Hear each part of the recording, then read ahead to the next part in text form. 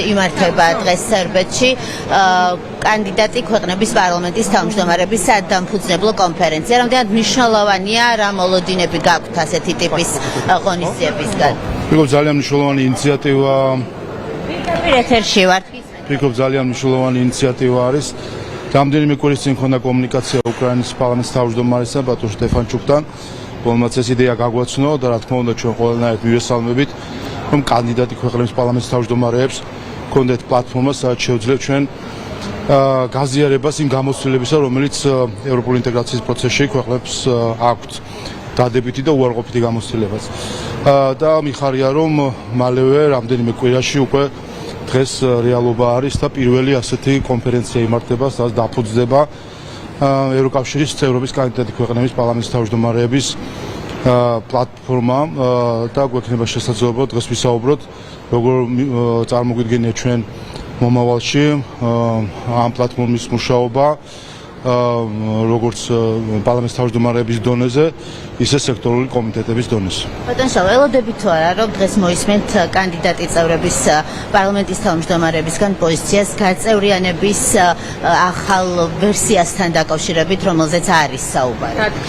ნახოთ, ჩვენ გვექნება საუბარი და საინტერესო რა თქმა უნდა კოლეგების მოსაზრების მოსმენა ყველა საკითხთან დაკავშირებით. ერთი რამე არის ცხადი, რომ ევროკავშირში გაწევრიანების პროცესი ეს არ არის სამხრივი მოძრაობის გზა და არ უნდა იყოს ისე გაგებული, რომ კანდიდატი ქვეყნები არიან მხოლოდ ობიექტი გაწევრიანებისა, ჩვენ ვართ ამის თანამონაწილე და ევროპის მომავლის თანაშემოქმედები. ასე რომ ვფიქრობ, რომ კანდიდატ ქვეყნებსაც თავის სიტყვა ეთქმით, როგორც თავის პროცესთან დაკავშირებით, ისე იმ გამოწვევებთან დაკავშირებით, რომელიც შეიძლება პროცესთან ახდეს და ეს სხვადასხვა დროს მაქვს საშუალება, რომ კონდეს საუბარი ჩვენ კოლეგებთან, კანდიდატ ქვეყნების პარლამენტის თავმჯდომარეებთან და გვაქვს მათგანაც მქონდა შესაძლებლობა არაერთხელ მომესმინა იმ სირთულეებთან დაკავშირებით, რომელსაც ისინი აწყდებიან გაწევრიანების პროცესში. ასე დღეს გვექნება ამაზე მსჯელობა, ჩვენ მივიღებთ ერთობლივ დეკლარაციას ამ ფორუმთან დაკავშირებით და შემდეგ იმედია, რომ ძალიან ინტენსიური შესაძლებლობა გვექნება, რომ ინტენსიური თანამშრომლობა გქონდეს ამ ფორუმის ფარგლებში.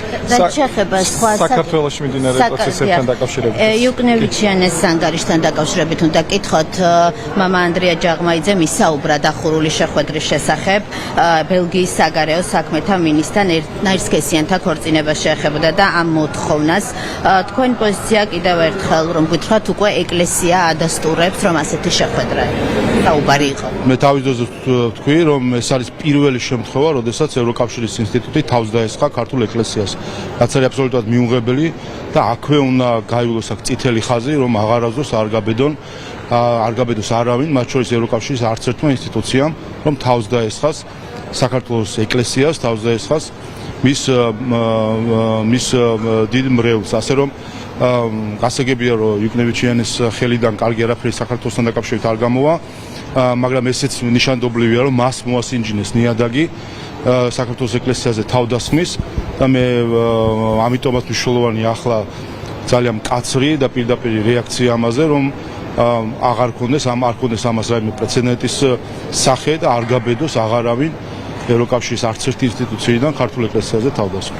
ოპოზიციაში მიმდინარე პროცესებთან დაკავშირებით კითხავთ კვლავ, რადგან კონკრეტულად ნაციონალურ მოძრაობასთან დაკავშირებით, ვიცით რომ ამ დრომდე კვლავ გაურკვეველია ამ პარტიის როგორც თავმჯდომარის, ასევე კანდიდატებთან დაკავშირებული საკითხები.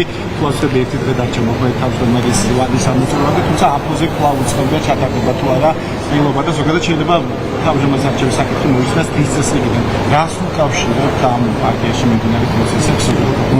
შევხედავთ, რომ ეს კარგი პროცესია ზოგადად, რომ ნაციონალურ მოძრაობამ მე მგონი დაასწრებს საკონსტიტუციო სასამართლოში პროცესებს და განხილვებს და საკუთარ თავს თვითონვე გააუქმს. ასე ჩვენ ვაკვირდებით, თუნდაც რამდენიმე დღის წინ აპლიკაციის პრეზენტაცია რო ქონდათ, აპლიკაციით რო უნდა ხელისუფლების ხელში აღება, ეს კიდე ცალკე კომიკური სიტუაცია არის.